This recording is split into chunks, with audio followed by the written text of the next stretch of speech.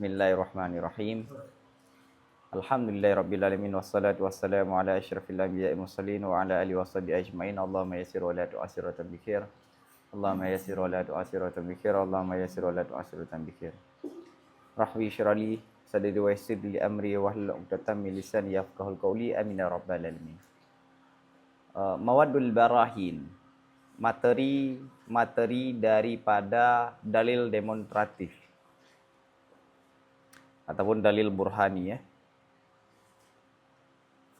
Mawaddul barahini salasata asyara sinfan. Materi-materi dasar daripada argumentatif yang berbentuk demonstratif itu ada 13 macam. Namun Syekh Zakaria Ansari mengklarifikasi yang disebutkan ke depan bukan 13 tapi 12. Maka sawabuhu ala ma zakarahu 12.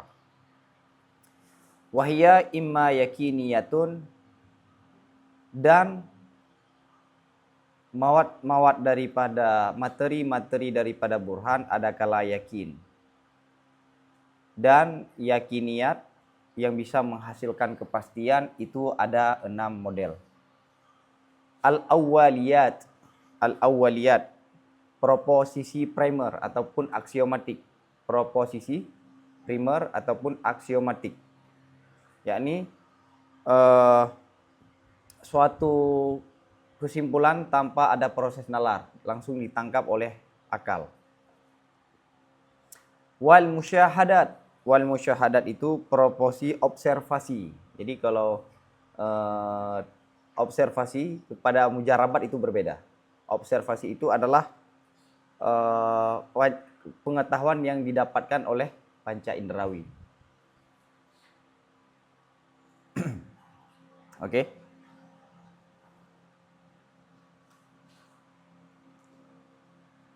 Kemudian wal mutawatirat, ini pengalihan bahasa aja kan. Wal mutawatirat, proposisi mutawatir ini udah jelas. Laporan masif ataupun berita yang masif.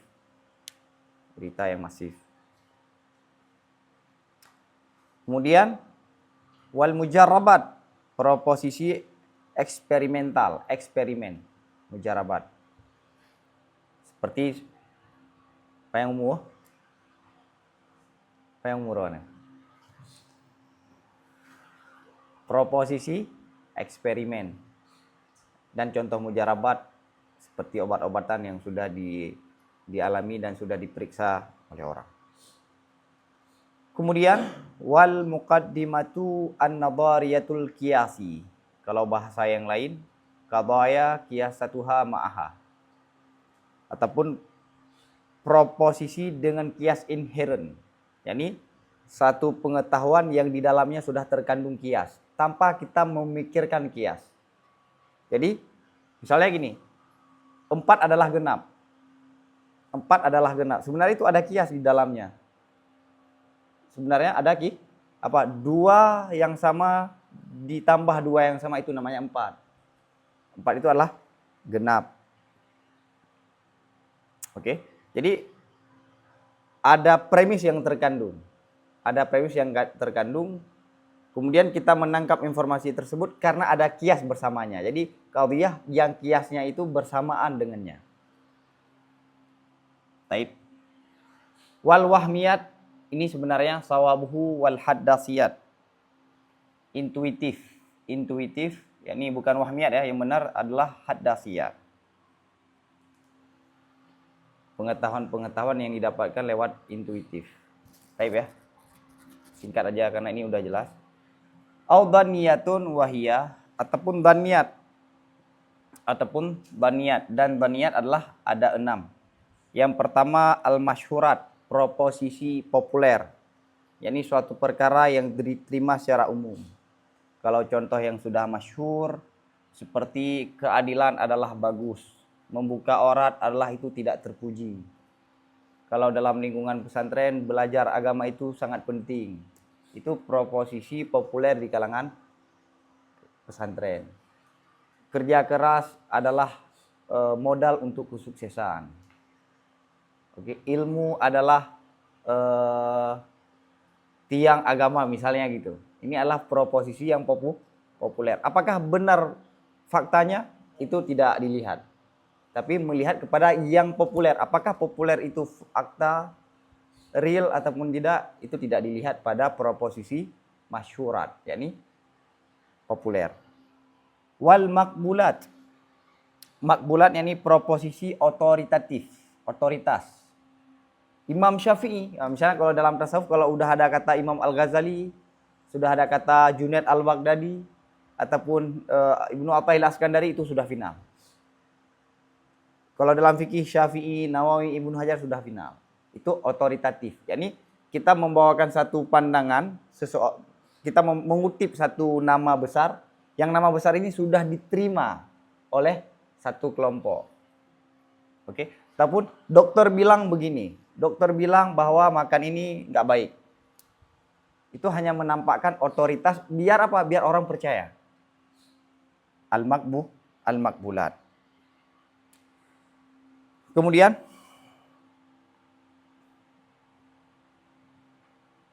oke.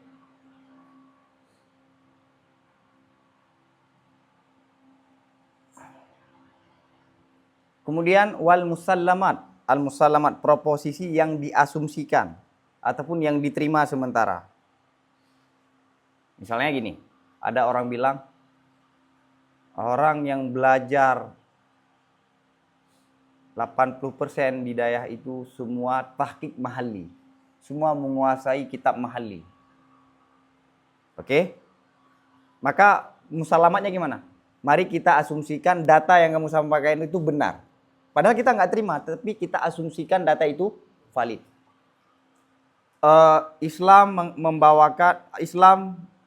membawa masyarakat Muslim makin terbelakang. Mari kita asumsikan bahwa data yang kamu sampaikan, klaim yang kamu sampaikan itu benar.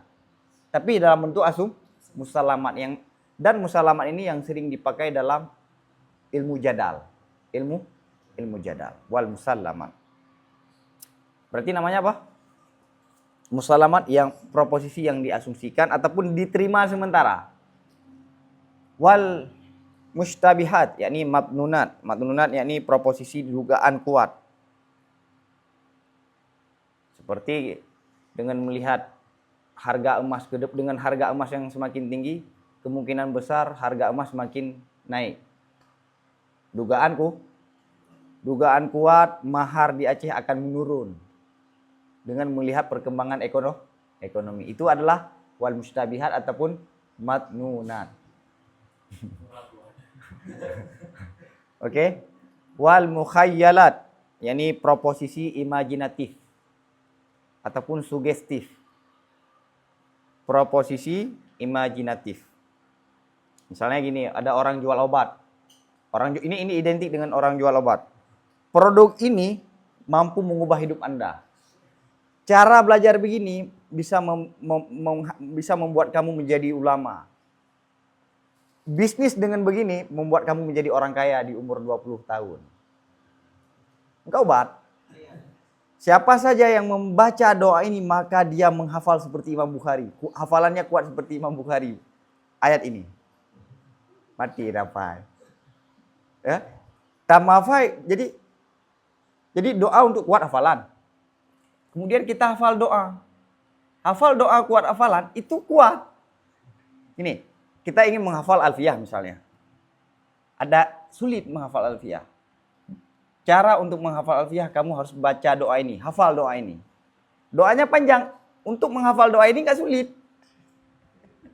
Hafal bait sulit. Kenapa? Karena ini menguntungkan dan bisa membuat kita rangsang untuk mendapatkan sesuatu yang kita inginkan. Sedangkan ini jauh. Jadi ada harapan. Paham kan? Hawa ya afai bait. Cara aja afai doa doa sih akan hafal. Oke.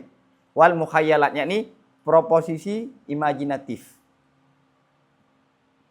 Misalnya kalau kamu tidak berbakti maka kamu tidak akan berkat. Akan pengpau debnya. Kan mukhayalat membuat kita makin takut untuk melakukan itu. Oke. Kamu mengkritik ini akan hilang keberkahan. Itu jadi kan tujuan mukhayalat kan membuat orang makin dekat ataupun membuat orang mendekatkan sesuatu ataupun menjauhkan sesuatu. Mukhayah nya urung muka obat biasanya begitu. Berarti nyena betul lagi nya urung muka obat. Mukhayalat. Oke. Seluruh nafasku akan kuburikan padamu. Ataupun kalau bahasa adik Gibran siapa? Adik anak Jokowi, Gibran. Kaisang. Peras darahku. Ya. Itu adalah mukhayah muka obat. Kamu juang kali untuk ahli sunnah wal jamaah. Lihat kami. Mukhayalah.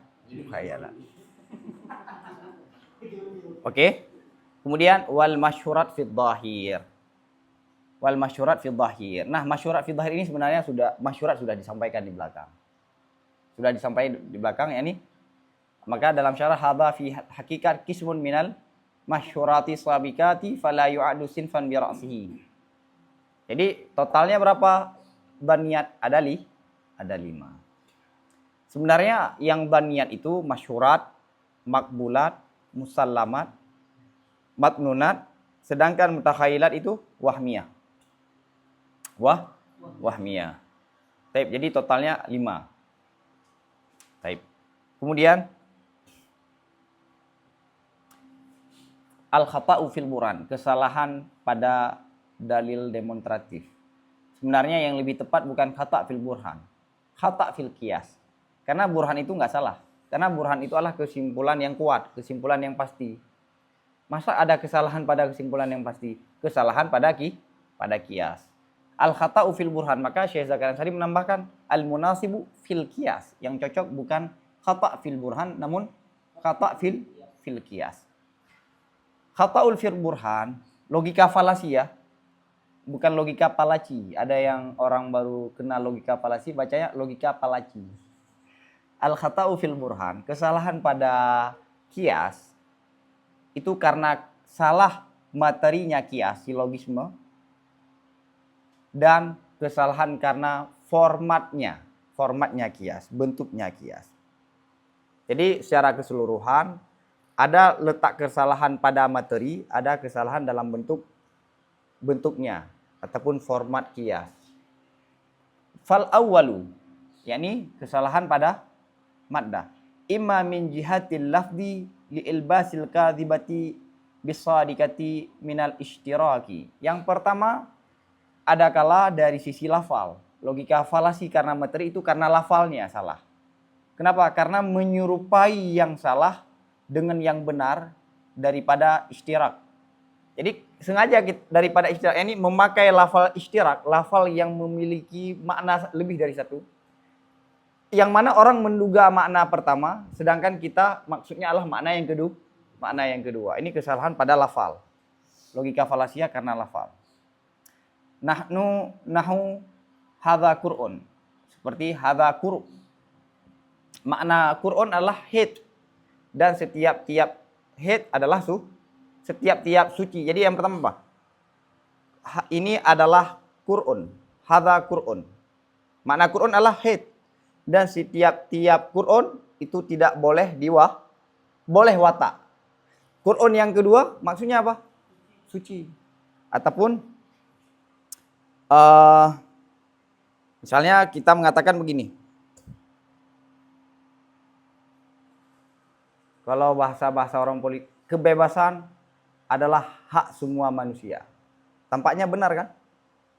Ada makna dua berbeda. Kebebasan dalam bentuk kita tidak dipaksa oleh orang lain. Kita melakukan berdasarkan keinginan kita sendiri. Ada makna kebebasan kita melakukan sewenang-wenang kita apa yang diinginkan oleh nafsu kita. Oke? Kemudian ini demi rakyat. Apa yang kita lakukan inilah demi rakyat. Jadi ada ilbasul kadhibah bisadikah.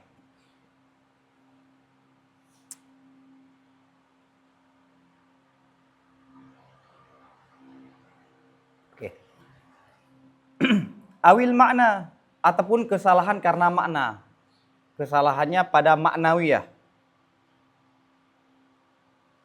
Oke. Eh, Kaja'lil aradiyyi kadzati, seperti menjadikan aksiden kadzati. Ini menjadikan aksiden menjadi substansi, seperti substansi. Contoh di sini ad-dhahik hewan. Wa kullu hewan suratun nafsaniyatun. Dhahik itu adalah hewan. Dan semua hewan itu bentuknya nafsaniyah. Maka bernatijah dhahik itu bentuknya nafsaniyah. Jadi gini, orang yang mampu mengungkapkan ekspresi bahagia itu pasti yang bisa bergerak. Dan semua yang bergerak itu bentuknya nafsaniyah. Yakni nafsaniyah yang punya nafsaniyah itu nisbah kepada jiwa. Surah nafsaniyah.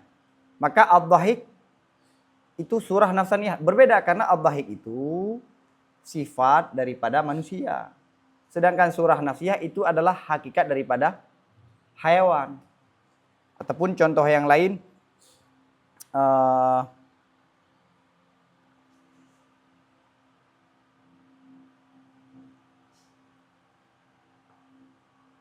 Islam itu teroris. Islam itu teroris. Islam itu dzati. Kemudian kita sematkan teroris kepada Islam karena perlakuan umat Islam. Padahal perlakuan itu aradi, yang tidak melekat. Dia sifat yang datang di kemudian. Orang Daya SDM-nya rendah. Salah itu. Ini SDM rendah karena ada beberapa oknum yang SDM-nya rendah. Diri Daya enggak, buktinya kurikulum kita kuat. Jadi aradi disematkan kepada dia aksiden sifat tapi diposisikan pada posisi zati. Oke, ini rata-rata udah jelas ini. Wa natijati ihdal muqaddimatain, menjadikan natijah menjadi salah satu daripada dua muqaddimah. Saya rasa ini jelas ya. Kullu insan bashar wa kullu bashar dhahak. Kullu insan bashar wa kullu bashar. Nah, kullu bashar ini adalah bahiyun tiju kullu insan dhahak. Oke. Kemudian wasani, yakni tadi kesalahan karena maddah, ada kala karena lafal, ada kala karena makna. Kesalahan karena surah, yakni formatnya, li khurujihi anil ashkali, karena keluarnya daripada bentuk-bentuk syakal. Jadi susunan silogisnya tidak lagi mengikuti salah satu daripada 4 syakal. Ataupun au bintifail syartil intat, ataupun ternafi syarat bernatijah. Jadi tidak mencukupi syarat-syarat natijah. Syakal pertama memiliki syarat, namun syakal yang dibentuk dalam syakal pertama tidak memenuhi syarat. Baik, ini jelas ya. Hal mantikul ilmun. Pertanyaan, apakah logika itu ilmu? Logika apakah ilmu? Kenapa? Karena logika pada dasarnya itu digunakan untuk yang lain. Maka ilmu logika bukanlah ilmu. Ada sebagian orang lain mengatakan ilmu logika adalah suatu ilmu, maka terjadi perdebatan di kalangan para pembesar manatika. Wahal mantiku ilmun aula khilafun. Adakah mantik itu suatu ilmu ataupun bukan? Ada khilaf, perbedaan para ulama. Hakahu fil matalibi, menceritakan oleh Imam Ar-Razi, akannya pendapat ini oleh Imam Ar-Razi dalam kitab Matalibul Aliyah. Baik ya. Wahwa lafdiyun dan perbedaan pandangan ulama ini hanya berbentuk lafdi, berbeda sudut pandang. Hanya berbeda dalam pengucapan, dalam penilaian, bukan hakikatnya berbeda. Kenapa? Karena kalau ulama yang melihat mantik itu sebagai ilmu alat, maka mendefinisikan mantik adalah satu alat yang mampu menjaga kestabilan berpikir yang jernih. Misalnya, ada orang yang melihat mantik itu adalah suatu ilmu yang membahas tentang tasawur dan tasdik min haisu, dari sisi bisa mengantarkan kepada tasawur yang majhul dan tasdik yang majhul. Itu melihat ke zati. Taib. Wa kana al-Farabi yusammihi raisal ulum. Adalah Al-Farabi itu menamai ilmu logika akan sebagai bapaknya ilmu. Pemimpinnya ilmu adalah logika. Dan pemimpin ya pasti bagian daripada ilmu. Wa ankarahu Ibnu Sina. Ibnu Sina kemudian Ibnu Sina tidak setuju dengan Al-Farabi, mengingkari akan pendapat Al-Farabi oleh Ibnu Sina. Wa qala huwa khadimuha. Bukan pemimpin ilmu, dia bukan bagian ilmu, tapi dia khadim, pelayan semua ilmu. Pelayan ya dia bagian dari luar. Khadimuha. Wahwa lafdiyun edan, dan perbedaan kedua ini juga lafdi.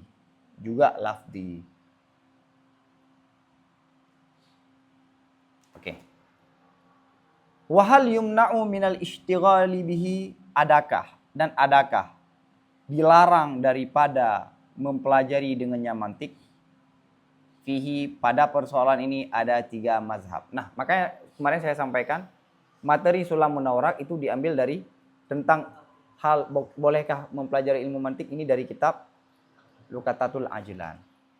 Qala Ibnu Salahi wan Nawawi yuhramul ishtighalu bihi, tidak boleh mempelajari dengannya mantik. Secara objektif ya, pikiran yang jernih, berpikir yang tepat itu tidak mesti mempelajari ilmu logika. Tapi mempelajari ilmu logika mempermudah kita untuk berpikir yang jernih. Misalnya begini. Ada orang yang belajarnya dari pengalaman, ada orang yang belajar karena panduan. Orang yang belajar dengan panduan, dia bisa memeriksa isi ataupun memeriksa pekerjaannya berdasarkan panduan, sesuai ataupun tidak, mudah, lebih cepat. Ya kan? Teknisnya lebih cepat. Adapun yang berdasarkan pengalaman itu intuitif. Sesuai apa enggak? Dia enggak ada panduan. Seperti kita mau membongkar satu motor karena ada panduan, ataupun memasang satu alat yang kita pesan yang dikirim secara terpisah. Kalau melihat panduan lebih mudah. Tapi ada orang yang dia sudah tahu. Nah, rawan salah pekap. Ya kan? Taib ya. Wa qala al-Ghazali, berkatalah Ghazali, man la ya'rifuhu la yusaku bi ulumihi. Berkatalah Ghazali, orang-orang yang tidak mengenal mantik itu tidak bisa dipercayakan ilmunya. Karena apa? Bisa jadi kesimpulannya itu berdasarkan dugaan, kesimpulan pribadi, kesimpulan berdasarkan emosional. Bagaimana kita bisa mengetahui bahwa ini kesimpulan ilmu, kesimpulan objektif, kalau dia tidak bisa menguasai ilmu. Tapi ada suatu yang iskal. Apakah khilaf ini berlaku pada kitab-kitab mantik yang ditulis secara bersamaan dengan filsafat? Dalam kebanyakan kitab Syarah Sulam mengatakan khilaf, perbedaan para ulama tentang mantik boleh kita pelajari ataupun tidak, itu mantik yang ditulis secara bersamaan dengan ilmu filsafat. Adapun ilmu mantik yang dipisahkan, itu sepakat, saya ragu itu. Dari mana kait itu?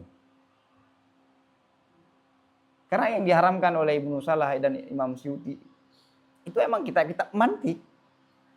Dan sebelum Ibnu Salah, sebelum Imam Nawawi, sebelum Imam Suyuti, sudah ada kitab mantik yang dipisahkan daripada. Malah contoh-contoh dalam mantik itu contoh-contoh para filsuf. Dan pembahasan tasawurat itu dibangun berdasarkan konsep metafisik ala filsuf. Tasawur, jenis dan fasal itu bukan konsep mutakallimin. Oke ya. Maka itu perlu ditelusuri. Dari mana kaitnya? Wal mukhtaru jawazuhu liman wathiqa bisihhati dihnihi wa ma rasal kitaba wa sunnata. Dan pendapat yang terpilih itu bolehnya mempelajari mantik bagi orang-orang yang telah percaya dengan dirinya ya. Kita sudah percaya dengan diri kita dengan apa? Dengan jernihnya pikiran seseorang dan telah berinteraksi dengan Al-Quran ataupun akan Al-Quran dan Sunnah. Ini konsep yang ketiga ini, wal mukhtaru. Inilah konsep yang semestinya dilakukan bagi orang yang ingin mempelajari ilmu di luar Islam. Kita ingin belajar ke barat, ingin mempelajari ilmu sosial, humaniora, ilmu-ilmu yang berkembang di barat. Itu boleh bagi siapa? Orang yang akalnya itu bagus, kemudian dia sudah interaksi dengan Al-Quran dan Sunnah. Sehingga dia apa? setelah mempelajari itu dia tidak terjebak dengan kesalahan-kesalahan ataupun doktrin-doktrin secara tidak langsung. Ini metodologi para ulama untuk memberi satu rambu-rambu bagi orang yang ingin membaca secara luas. Orang yang tidak sihatu zihnihi maka larang untuk membaca buku-buku liar. Ataupun orang-orang yang kurang mumarasatul kitab juga sedemikian. Oke ya. Ini kan membahas tentang ilmu mantik klasik. Sekarang kan ada ilmu-ilmu yang ditulis oleh orang-orang barat, orang-orang yang berbeda secara keyakinan, sosialnya berbeda dengan kita. Bagaimana interaksi kita dengan kitab-kitab tersebut? Bagi siapa? Ya, ini wal muhtaru jawazu liman wasaqa bi sihhati zihnihi wa ma rasal kitab wa sunnata. Oke ya. Ini yang lebih progresif. Tidak melarang dan tidak bebas. Wa ghayatuhu ismatul insani an yadilla fikruhu. Tujuan daripada ilmu mantik. Tujuan daripada belajar ilmu mantik adalah menjaga manusia ataupun menjaga pikiran manusia daripada bahwa menjaganya manusia daripada bahwa tersesat pikirannya. Menjaga pikiran manusia dari tersesat. Wa nisbatuhu ilal ma'ani kanisbatin nahwi ilal alfat. Dan relasinya ilmu mantik kepada makna seperti relasi ilmu nahu kepada alfat, kepada bahasa. Paham ya? Hubungan mantik dengan ma'ni itu seperti hubungan nahu kepada alfat. Bahasa Arab tidak bisa dilepaskan daripada nahu. Salah dalam nahu maka berefek akan salah dalam alfat. Begitu salah dalam tidak mempelajari mantik akan salah dalam wa huwa alatun li ghairihi minal ulum. Dan mantik ini adalah alat bagi selainnya ilmu mantik daripada berbagai ilmu. Dia menjadi alat untuk semua ilmu selain dirinya. Wala yahtaju ila alatin ukhra. Dan ilmu mantik tidak butuh kepada alat yang lain. Linudratil khata'i fihi, karena jarang sekali salah padanya ilmu mantik. Sekarang pertanyaannya, logika adalah tujuannya menjaga ataupun membenah di mana letak kesalahan satu pikiran. Sekarang pertanyaannya, mantik itu benar apa salah? Sebelum dia menghukumi persoalan-persoalan yang lain, mantik itu, ilmu logika itu sudah tepat apa belum? Undang-undang yang sudah dibahas dalam ilmu mantik sudah tepat apa belum? Bagaimana dia ingin menghukumi yang lain sedangkan dirinya belum jelas? Nah, Asiruddin Al-Abhari menyampaikan, pengarang Isaguji dalam kitab mantik yang lebih besar, ilmu mantik itu dibangun berdasarkan aksiomatik dulu. Karena 4 syakal. Syakal pertama daruri intaj. Ya kan? Syakal pertama dia bernatijah secara daruri. Adapun syakal kedua lebih dekat kepada yang pertama, yang ketiga lebih dekat kepada yang kedua, yang keempat yang paling jauh. 4, 3, 2 itu dihubungkan kepada syakal pertama. Jadi bangunan 4 syakal itu adalah syakal pertama. Oke, jadi sebagiannya daruri, sebagiannya nadhari. Adapun contoh uraian itu salah. Ingat ya. Bedakan antara ilmu mantik dengan kitab mantik. Ilmu mantik yang sudah diperiksa undang-undangnya pasti benar. Adapun kitab yang membahas mantik belum tentu tepat karena bisa jadi salah dalam penguraian, salah dalam penjelasan, salah dalam memberi contoh. Kalau enggak ada perdebatan di kalangan ulama mantik dalam kitab mantik. Nah, kita mempelajari logika mantik, suatu ilmu logika dari kitab ilmu logika. Apakah penyampaiannya sudah tepat? Nah, itu nomor 2. Paham ya? Bedakan antara ilmu mantik dengan kitab mantik. Nah, di sini sampaikan apa? Mantik tidak butuh kepada yang lain. Kenapa? Karena jarang sekali salah dalam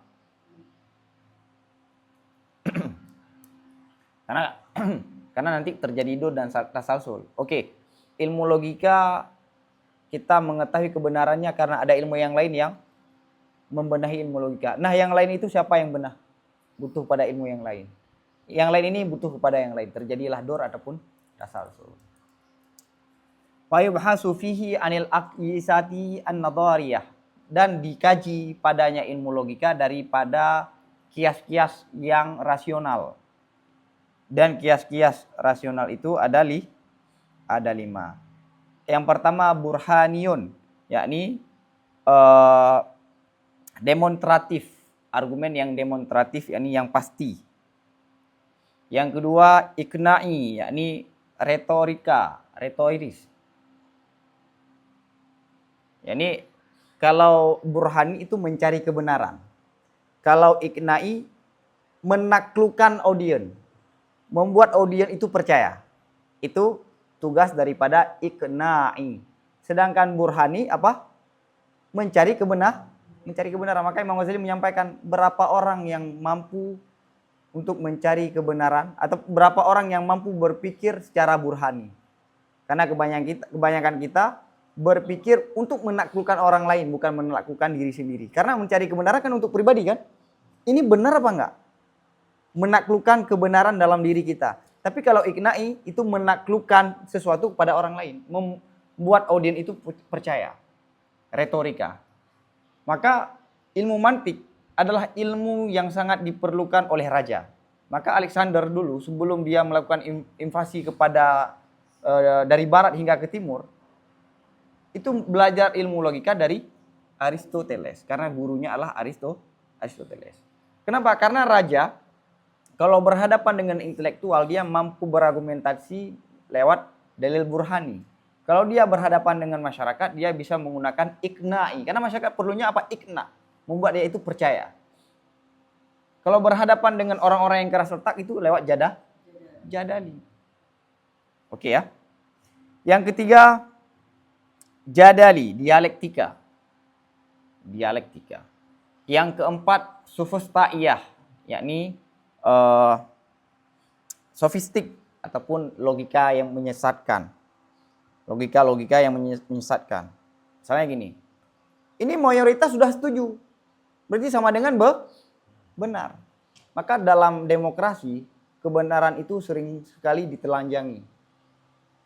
Karena dalam demokrasi yang benar itu, yang banyak itu adalah benar. Padahal kan belum tentu kan? Bisa jadi kan orang sepakat ataupun rame setuju dengan kesalahan. Oke, ini logika sofis ataupun logika sesat. Wasyi'ri puitik ataupun imajinatif. Ini tujuannya untuk menggerakkan emosi ataupun menumbuhkan imajinasi. Misalnya apa? Langit pun menangis melihat kepergianmu. Itu kan manusia kalau memakai bahasa-bahasa sastra itu menimbulkan emosi. Ya kan? Bagi lagu Jino baru kenali sastra-sastra lagi. Kalau tidak hari ini, mungkin minggu depan. Kalau bukan minggu depan, gimana? Kalau bukan bulan depan, mungkin tahun depan. Kalau bukan tahun depan, gimana lagu? Ya kan? Saya mikirnya lagu Indonesia saya dah dengar le. Mangak dah dengar lagu Inggeris. Pakai tanik mati ramah kali tanik mati. Karena nyata dengar lagu Indonesia muskil. Mau kan? Okey. Hayo, dengan sampai motor kadang dah pudik lagu yang kan. Kerja tidak hari ini, mungkin minggu depan. Minggu depan. Wah, nak lain lah cara. Okey ya. Baik. Sekarang ilmu mantik yang berkaitan dengan tasawur dan tasdikat sudah selesai.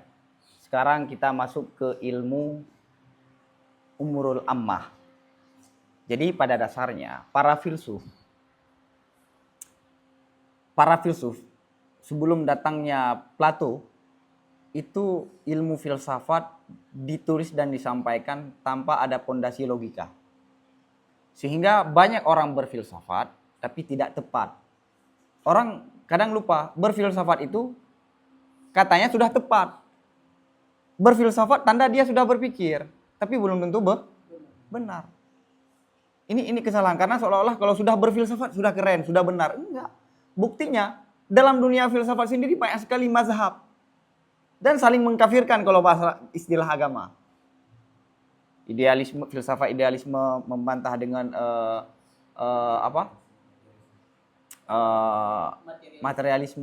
materialisme yang historik dengan banyak sekali mazhab-mazhab dalam filsafat.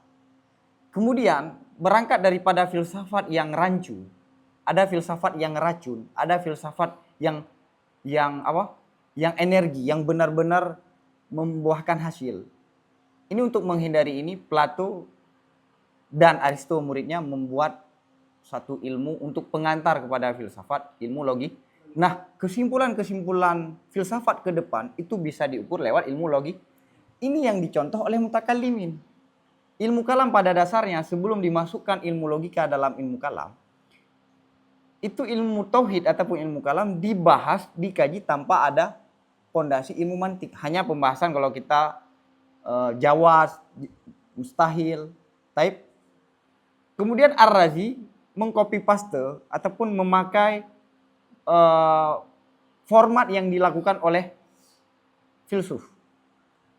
Bahwa keyakinan umat Islam yang dikatakan dengan ilmu tauhid ini diukur dengan satu ukuran yang kita semua manusia sepakati.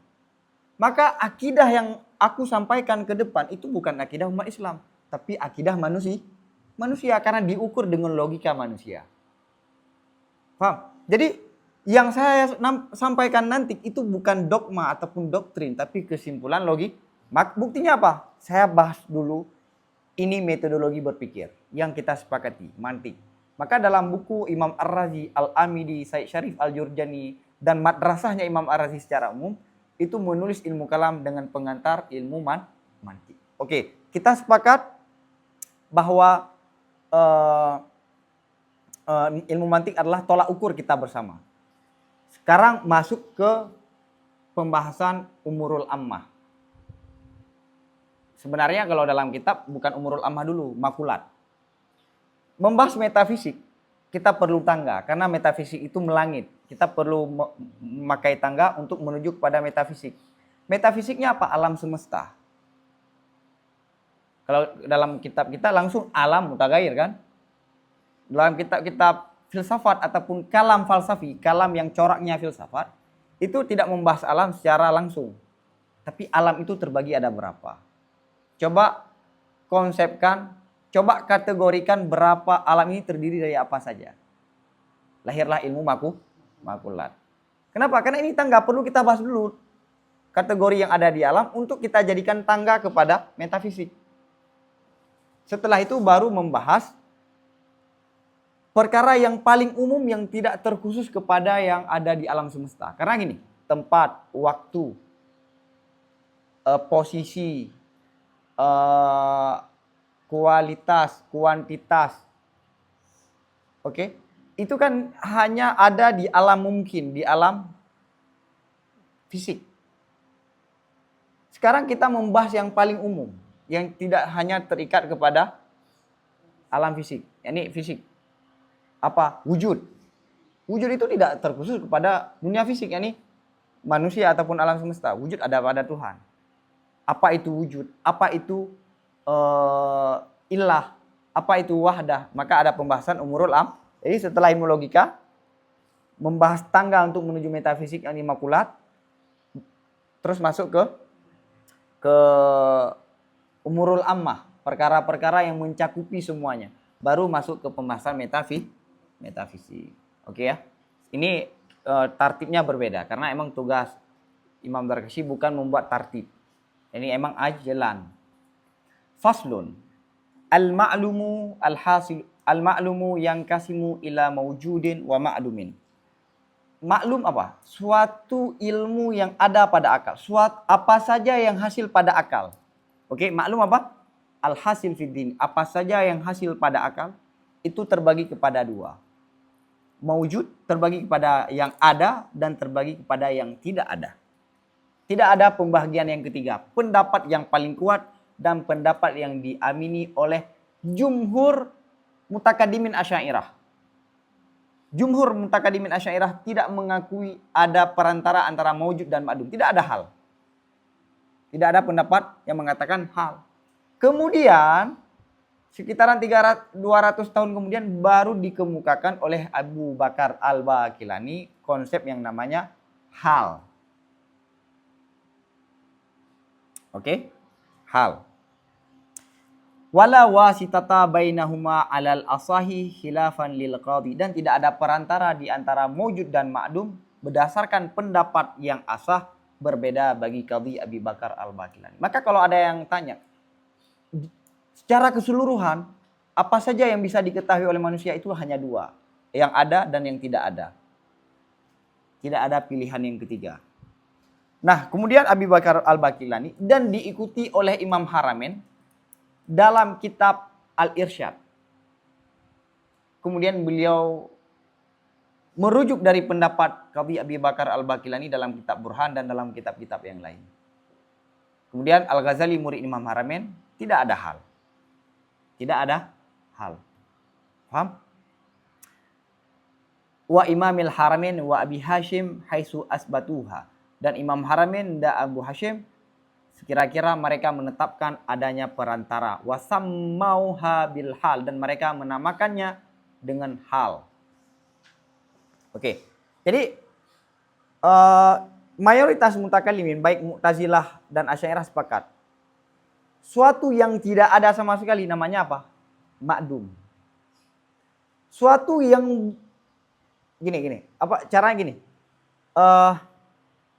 Suatu yang tidak ada di realita namanya apa? Ma'dum. Yang bukan begitu, ini tadi apa? Yang tidak ada di realita. Kebalikannya apa? Ada dua model. Kalau pembagian yang pertama, yang tidak ada yang di realita namanya ma'dum. Yang ada di realita. Pembagian kemudian yang tidak ada di fakta, di kharit, itu namanya ma'dum. Kebalikannya, nggak langsung menetapkan. Paham? Menafikan ini, menafikan tidak ada di realita, itu terbagi dua. Adakala dia ada tanpa butuh kepada yang lain, adakala dia ada tapi terikat kepada yang lain. Adanya manusia dia dengan sendirinya ada. Ataupun sifat yang dimiliki oleh manusia itu terikat dengan manusia punya pengetahuan. Oke, hubungan manusia dengan pengetahuan namanya apa? Manusia punya pengetahuan, manusia itu ada dan memiliki pengetahuan. Yang ada hanya dua kan? Manusia dan pengetahuan. Pengetahuan itu sifat ma'ani lah. Oke? Sekarang bahwa manusia itu mengetahui. Karena manusia sudah ada ilmu, maka namanya apa? Manusia mengetahui. Manusia mengetahui itu namanya apa? Hal. Sedangkan menurut Ghazali, alimun dengan lahu ilmun sama aja. Orang itu punya ilmu. Dan orang itu berilmu sama aja. Oke? Nah, sebagian ulama melihat Abi Bakar Al-Baqillani kenapa memilih konsep hal? Karena untuk menarik Mu'tazilah biar mengakui sifat ma'ani. Karena Mu'tazilah menafikan sifat ma'ani.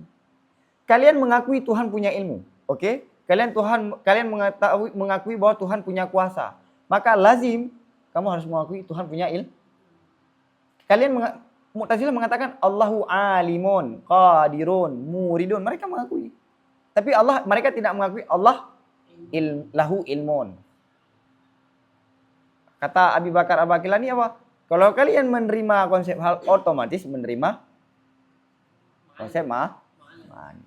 Jadi pendapat Abi Bakar Al-Baqillani yang diterima oleh Imam Haramain ini dikembangkan oleh Imam Sanusi sehingga kita melihat mazhab Asy'ariyah itu adalah isbat hal, isbat sifat padahal itu adalah bagian kecil daripada mazhab Asy'ariyah. Oke? Dan sama dengan Mu'tazilah dalam hal ini. Di bengen-bengen Mu'tazilah. Nah, hal yang sama yang urunnya. Wal maujud, oke, sekarang udah ya. Maklum ada terbagi berapa? Maujud, ma'dum. Ma'dum memang suatu yang tidak ada, ngapain dibahas? Sekarang maujud. Wal maujud imma wajibun li dzatihi wa huwa ma yalzamul muhalu min fardhi adamihi. Maujud suatu yang adakala wajib karena dirinya. Wajib adanya itu karena dirinya. Wa huwa dan wajib li dzatihi, yakni sesuatu yang otomatis ataupun lazim mustahil daripada mengasumsikan tidak adanya sesuatu. Wajib apa? Untuk tidak adanya itu mustahil. Wajib wajib ada. Oke ya, ini jelas. Wal asahu anna wujudahu ainu mahiyatihi. Pendapat yang asah bahwa sungguh wujudnya Allah Wajibul wujud kan cuma satu, Allah. Itu adalah diri hakikatnya Allah. Yani yang bahwa apa? Sifat wujud itu adalah hakikat Allah. Pendapat Imam Asy'ari. Bukan wujud itu adalah sifat. Wa zaidun 'alaiha fil mungkin, dan suatu yang lebih di atasnya mahiyah pada suatu yang mungkin. Jadi begini, maujud itu ada yang wajib, ada yang mungkin. Oke? Pada yang wajib, wujud itu adalah diri yang wajib. Sedangkan pada yang mungkin, dia menjadi sifat. Dalam arti apa? Dia tidak ada kan? Mungkin itu kan boleh ada, boleh tidak ada kan? Kemudian diberi sifat ada pada yang mungkin. Maka dia ada. Maka wujud itu adalah sifat yang kemudian diberikan. Sedangkan wajib, emang dirinya wujud. Maka wujud pada Tuhan itu adalah diri Tuhan. Paham? Ini pendapat yang asah disampaikan oleh Imam Darkashi. Dan ini adalah pendapat filsuf. Wa hadza qaulul hukama. Wa qila zaidun 'alaiha. Ada yang mengatakan wujud itu adalah suatu yang lebih pada di atasnya mahiyah. Misalnya gini. Hekal. Wujudnya hekal, adanya hekal ada nggak di sini? Makna ada apa? Ya diri hekal. Pendapat yang kedua, ada itu apa? Sifat bagi hakikat hekal yang mungkin dan sifat yang lebih pada yang wajib. Ini pendapat yang kedua adalah pendapat jumhur mutakallimin. Oke. Wakila ainuha, ada yang mengatakan wujud itu adalah innya mahiyah. Oke. Taib. Kemudian disampaikan oleh Syekh Zakaria Ansari apa? Pendapat yang dianggap asah oleh Imam Darkashi itu marju. Maka saya bilang kemarin, asah itu tergantung siapa? Paham kan? Tergantung siapa? Syekh Zakaria Ansari mengatakan dalam Lubbil Usul, dalam syarah Lubbil Usul, yang asah lah pendapat yang ketiga, kila ainuha. Mengikuti pendapat Imam Al-Asy'ari. Qala Al-Asy'ariyu wa huwa musyarikun li baqil mawjudati fil inyati la fi ma'nahu. Berkatalah Imam Asy'ari, wajib dan dianya wajib itu sama bagi sisa ataupun bagi semua yang maujudat pada inniyah, yakni pada akal, dalam tasawur, dalam ta'akul, bukan pada maknanya. Gini, Tuhan itu ada, manusia itu ada, berarti sama dong. Tuhan dengan manusia sama pada makna wujud, sama pada akal, ini sama-sama wujud. Tapi hakikat wujud Tuhan dengan wujud manusia berbeda. Makanya disampaikan di sini apa? Wahwa, yakni wajib itu sama bagi semua yang ada yang lain pada akal. Wujudnya ya sama-sama memiliki sifat tapi berbeda pada maknanya. Wujud pada Tuhan berbeda dengan wujud kita karena wujud kita bergantung pada wujud Tuhan, sedangkan wujud Tuhan tidak bergantung pada yang lain. Taib ya, ini umur lama. Wa imma mumkinun, ada kala mewujud itu mungkin. Yakni suatu perkara boleh ada dan boleh tidak ada. Ini bagian daripada mewujud. Wa huwa kismani jauharun wa aradun, dan mungkin ini terbagi dua, jauhar dan arad. Taib. Wa asbata Ibnu Aqilin bainahuma wasitatan, dan ditetapkan oleh Ibnu Aqil di antara keduanya jauhar dan arad akan perantara apa? Jismul muallaf. Jadi ada dua, jauhar, arad. Ada satu lagi sebenarnya apa? Al-jismul muallaf. Jisim itu harus muallaf. Harus suatu yang tersusun. Sebenarnya sama aja nih. Beda istilah, maksudnya sama. Ini Ibnu Uqail, ulama besar mazhab Hambali, dan beliau menulis kitab 400 jilid. Ada yang mengatakan menulis kitab 400 jilid.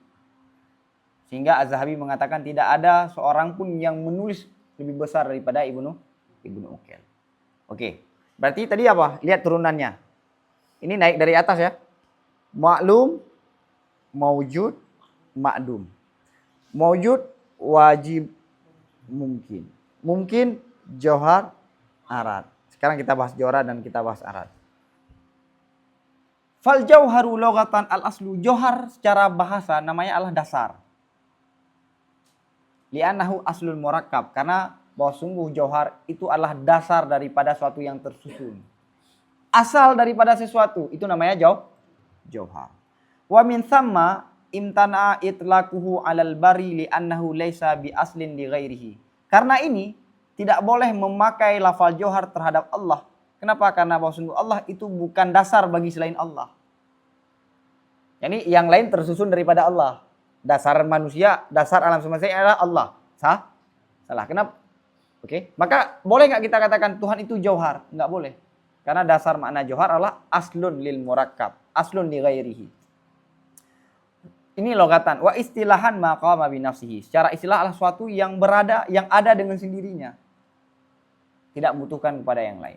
Wa qala masyayikhuna, berkatalah guru-guru kami, ini langsung ya. Ini bukan kutipan dari kitab.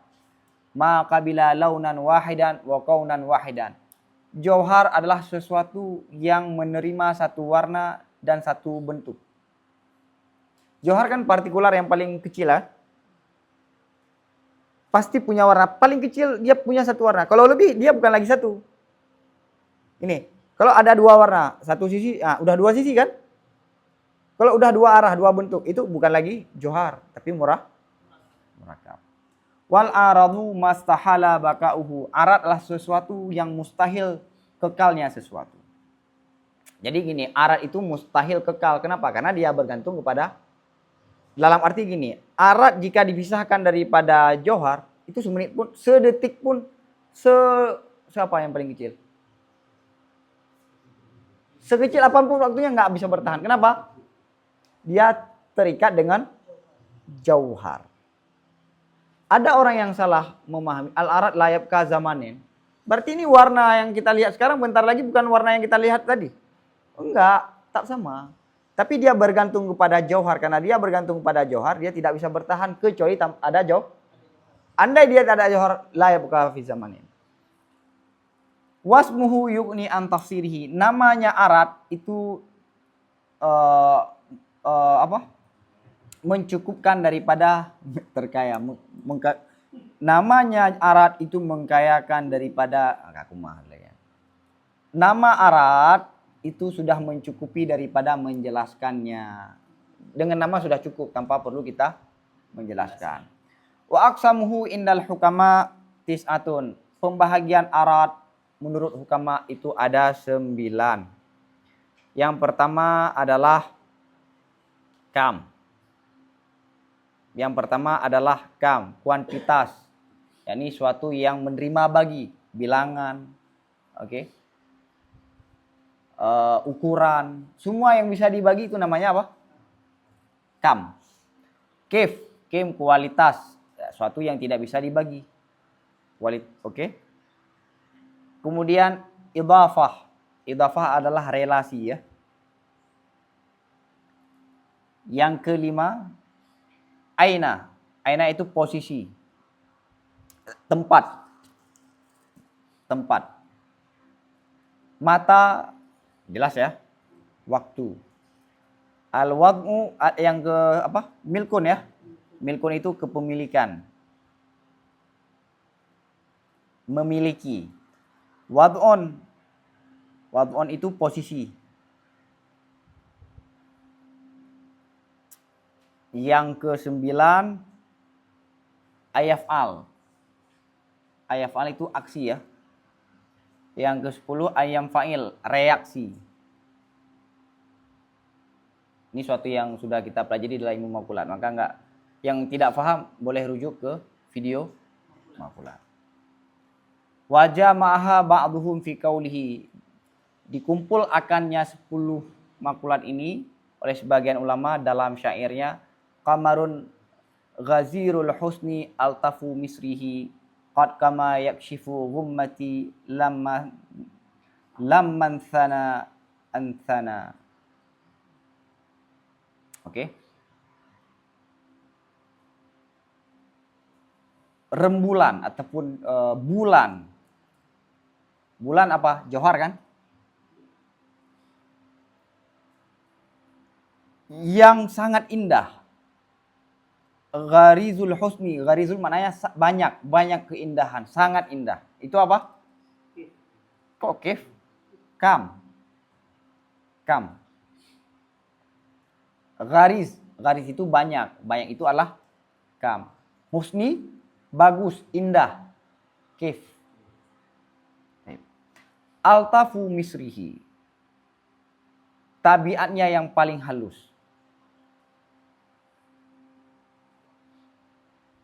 Altafu misrihi. Altafu misrihi paling halus perjalanannya. Jadi mau kita bilang ini, bulan yang sangat indah, yang jalannya bulan itu sangat halus, sangat halus. Itu posisi apa? Idhafah. Altaf ini sangat hubungan kan? Jalan antara posisi dengan bulan. Aina misrihi. Aina tadi apa? Misrihi. Ini namanya apa? Aina. Di mana di perjalanannya? Qad qama artinya ia berdiri, bulan itu berdiri. Ini sastra ya. Qad qama ia berdiri. Ini namanya apa? Wada'. Qama kan? Ia berdiri. Yakshifu ghummati, yang membuka ataupun yang menyingkap akan kesusahanku.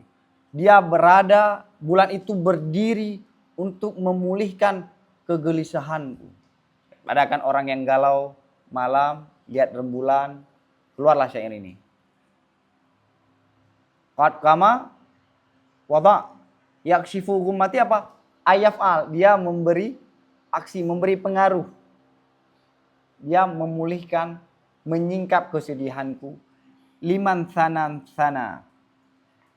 Liman sana. Karena ia telah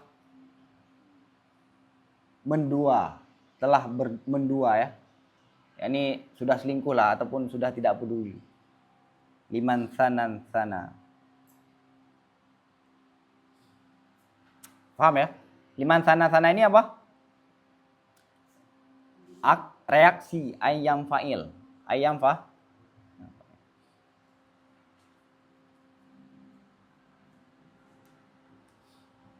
Taib. Kemudian sedikit lagi kita membaca wa tusammal jauhar wa tusamma ma'al jauhari maqulatil asyri. Dinamakan akan makulat yang 9 ini beserta johar itu makulat asyarah. Johar dan yang tadi adalah 9.